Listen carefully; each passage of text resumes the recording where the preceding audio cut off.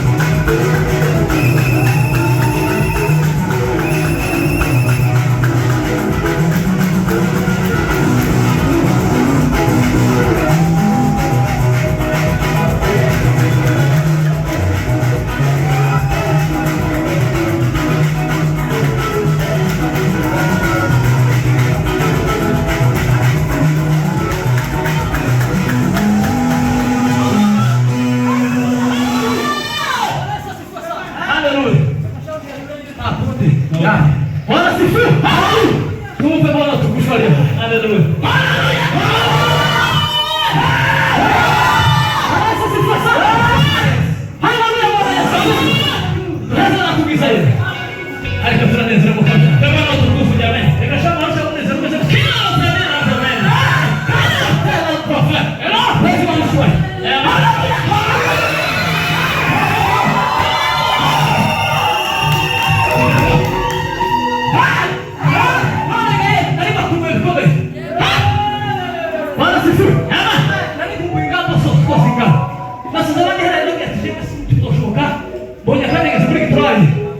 Mwataki kutsingano marehemu kwa mifresh wanaweza sifiwe ufikiwa siku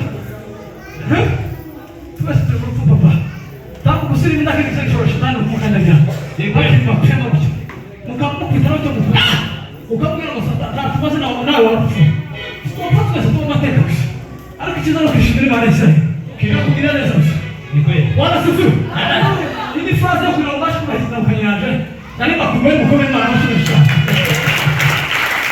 Sasa sikosa. Nani bakumeni tangu hizo kumanya shite. Nikashoti kahaleka tukusa. Alima dresu bio. Kugira msuzo kutangu na. Siko kwiza. Silicha kama saga. Musi na kusema kana. Kumusu wala kwa hadi shop itamo. Kwa taramia. Hadi shina saga za. Nani mkomeni. Kubarikiwe sana. Mungu awabariki sana. Naweza kuketi. Mungu awabariki sana.